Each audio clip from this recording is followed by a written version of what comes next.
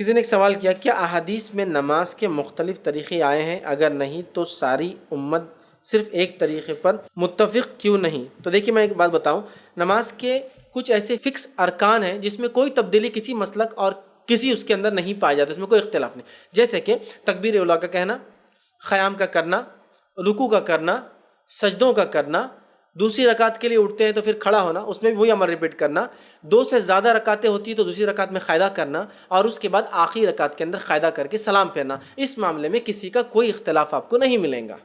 ہوگی بات ہے، کوئی اختلاف نہیں ملے گا کسی کا بھی کہ نہیں ہمارے نزدیک رکوع نہیں، ہمارے نزدیک سجدے نہیں، ہمارے نزدیک قیام نہیں، ہمارے نزدیک قاعدہ نہیں، کہیں نہیں ملیں گا آپ کو. ٹھیک، تو یہ بات تو فکس ہو گئی کہ نماز کی کچھ چیزیں ہیں جو بالکل فکس ہے، اس میں کوئی تبدیلی نہیں، کسی مسلک میں نہیں ہے. ٹھیک ہے، ایک بات ہوگی.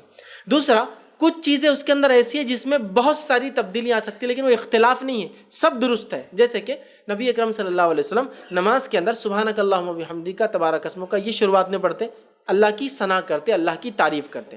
لیکن اس کے علاوہ نبی اکرم صلی اللہ علیہ وسلم سے کئی دعائیں ثابت ہیں، کئی دعائیں. کچھ دعائیں تو اتنی ہیں کہ 2 صفحات پہ عربی کے اندر ہے جو آپ صلی اللہ علیہ وسلم رات میں پڑھا کرتے تھے، فجر کے اندر آپ نے نماز سے پہلے پڑھا. تو کئی دعائیں ہیں، تو اس میں اختلاف نہیں ہے. وہ ایک نے ایک دعا لے لی، ایک نے ایک دعا لے لی، تو اختلاف نہیں ہے، وہ بھی صحیح ہے اور یہ بھی صحیح ہے. سمجھے آپ بات کو؟ یہ ہو گیا. کچھ ایسے اعمال ہیں جو خود نبی اکرم صلی اللہ علیہ وسلم نے ایک سے زیادہ کیے نماز کی حالت کے اندر. جیسے مثال کے طور پر نبی اکرم صلی اللہ علیہ وسلم سے قیام میں اور قیام کے بعد وطر کی نماز میں دعا ثابت ہے، تو یہ بھی اختلاف نہیں ہے. لیکن ایک مسلک نے لے لیا قیام کے اندر دعا کرنا، ایک مسلک نے لے لیا قیام کے بعد مطلب رکوع کے بعد کرنا. تو یہ دونوں درست ہیں، دونوں کو آپ کچھ نہیں کہہ سکتے، دونوں بھی نبی اکرم صلی اللہ علیہ وسلم کے بتائے گئے طریقے، یہ بھی درست ہیں. ہاں، کچھ اختلافات وہ ہے جو حدیثوں کی بنیاد پر آئے، اور یہ واقع میں طریقے نہیں، اختلاف ہے. مطلب اس میں مختلف ہے علماء کی اور محدثین کی رائے، جبکہ یہ ایک سے زائد طریقوں میں شامل نہیں ہوتے. جیسے کہ نماز میں ہاتھ کہاں باندھے، ٹھیک، اس تعلق سے بہت ساری روایتیں آتی ہیں، ٹھیک، جس میں سے سینے پر ہاتھ باندھنے، زرہ کو پکڑنے کا، ناف کے نیچے باندھتے ہوئے دیکھا گیا، اس طرح کی آتی ہے. اب یہاں جب آتا ہے تو یہ اختلاف ہے.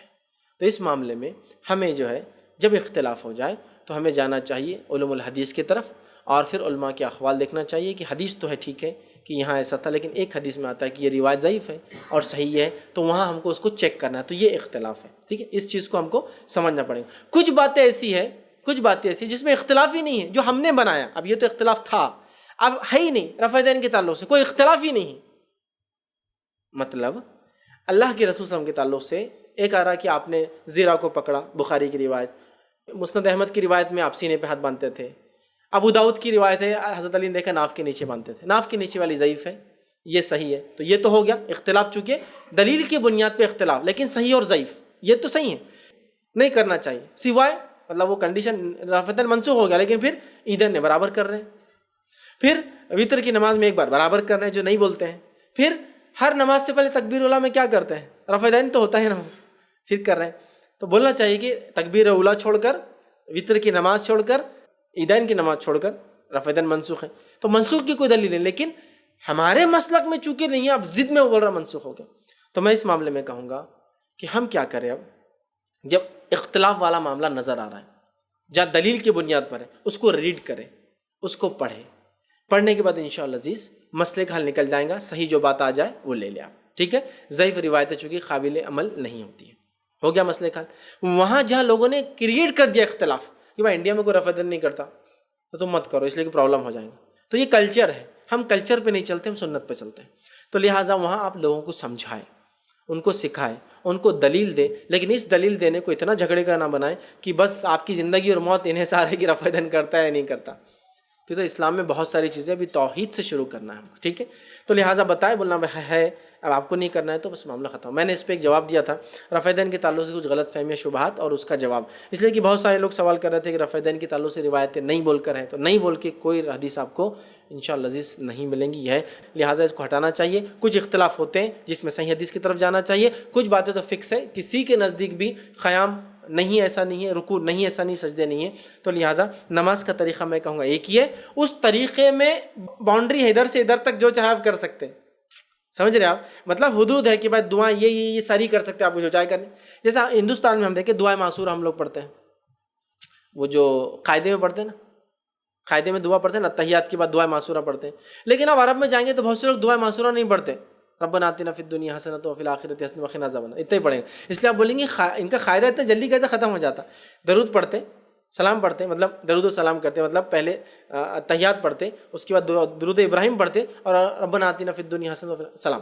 کچھ یہ ہے، یہ دعا سنت ہے، واجب نہیں ہے، اسکپ بھی کر دیے تو نماز درست ہے آپ کی۔ تو کیا کرتے ہیں، تحیات پڑھتے ہیں، درود پڑھتے اور سلام پھیر دیتے ہیں۔ آپ بولیں گے اتنے کیسے ان کا سلام ہو جاتا ہے؟ چونکہ جو واجب تھا کر لیا اس نے۔ دعائے معصورہ وغیرہ اگر ہم پڑھیں گے ہندوستانی پاکستانی لمبا لمبا چلتا ہے ہمارا تحیات للہ، وہ سب ہوا، پھر اللہم صلی علی محمد وہ ہو گیا، اللہم انا نستعین، وہ پورا ہم آرام سے پڑھتے ہیں۔ اب وہ تو جلدی پھیر دے رہا، چونکہ اس کو معلوم ہے کہ واجب کیا اتنا پڑھ لیا اس نے، درود اور سلام کر لیا اس نے، تحیات پڑھ لیا، درود پڑھا، سلام پھیر دیا۔ سمجھ رہے ہیں بات کو؟ تو یہ ہے۔ اچھا، کچھ لوگ آپ دیکھیں گے پہلا قاعدہ ہے اس میں صرف ہم لوگ التحیات پڑھتے ہیں، ہے نا، لیکن آپ دیکھیں گے عرب میں بہت سارے لوگ التحیات کا درود بھی پڑھتے ہیں، اس لیے ان کا وہ قاعدہ لمبا دکھتا ہے۔ تو یہ موجود ہے، اس کے دلائل ہے سب کے، تو یہ اختلاف نہیں ہے۔ یہ ہمارے پاس یہ دعا چلتی ہے، وہ لوگ یہ دعا کرتے ہیں، ہمارے پاس یہ نہیں پڑھتے، وہ لوگ پڑھتے ہیں، اس میں لیکن اختلاف نہیں، وہ بھی صحیح اور یہ بھی صحیح۔ لیکن کریٹڈ اختلافات یہ سب سے بڑا جھگڑے کا گھر ہوتے، یاد رکھیے۔ تو اگر یہ کریٹڈ اختلافات کو نکال دیے جو ہم نے بنائے تو ماشاءاللہ نماز کا ایک ہی طریقہ ملے گا۔ اس طریقے کو ہم اگر ایسا ڈیفائن کریں کہ ایک راستہ ہے، اس کی حد، یہ حد سے یہ حد ہے اور وہاں تک جانا ہے، تو اس حد کے بیچ میں جو بھی ہے سنت سے ثابت وہ آپ سب کر سکتے ہیں۔ جیسے آپ نے اللہ اکبر کہا، ہاتھ باندھا، ثنا کے بدلے آپ دوسرے ثنا جو سبحانک اللہ اس کے اللہ دوسرے لمبے لمبے پڑھ رہے ہیں، کوئی مسئلہ نہیں، ٹھیک ہے۔ آپ سورہ فاتحہ پڑھ رہے ہیں اور اس کے بعد ضمیر سورہ ملا رہے ہیں لمبے، کوئی مسئلہ نہیں۔ اس کے بعد آپ رکوع کریں، رکوع میں سبحان ربی العظیم، تو یہ تسبیح جو ہم عموماً پڑھتے ہیں، لیکن سبحان ربی العظیم و بحمدہ، اس کے علاوہ بھی کئی تسبیحات آپ سے ثابت ہیں۔ اس کے سمیع اللہ لمن حمدہ، ربنا لک الحمد حمدا کثیرا طیبا مبارکا فیہ، اور اس کے علاوہ بھی ثابت ہے۔ اس کے بعد آپ نے سجدہ کیا، سجدے میں سبحان ربی الاعلیٰ کے علاوہ بھی آپ صلی اللہ علیہ وسلم بہت بھی کہتے ہیں سبوح قدوس رب الملائکۃ والروح، اور بھی ایسے دعائیں ہیں جو ملتی ہے سبحان ربی الاعلیٰ کے بعد پڑھتے وہ کرتے ہیں۔ پھر آپ سجدے سے اٹھتے ہیں، سجدے سے اٹھنے کے بعد ہندوستان پاکستان میں ہم لوگ دعا نہیں کرتے ہیں، لیکن نبی اکرم صلی اللہ علیہ وسلم اس میں بھی دعائیں کرتے ہیں، جس میں سب سے چھوٹی دعا تھی رب اغفر لی، رب اغفر لی، رب اللہ میری مغفرت کر، اللہ میری مغفرت کر، آپ پڑھتے تھے، ٹھیک ہے، قاعدے سے دو سجدوں کے بیچ میں۔ اس کے علاوہ بھی آپ پڑھتے تھے رب اغفر لی وارحمنی وارزقنی والعافینی واہجرنی، بہت لمبی دعا ہے وہ بھی، آپ وہ بھی کرتے تھے، آپ کرنا ہے تو وہ بھی کیجیے۔ تو یہ سب میں بولو نا، نماز اگر تکبیر سے شروع ہو کر تسلیم پہ ختم ہوتا ہے تو یہ اگر حد ہے تو اس کی ایسی بھی باؤنڈری ہے جس کے بیچ میں بھی آپ کر سکتے ہیں، سمجھ رہے آپ؟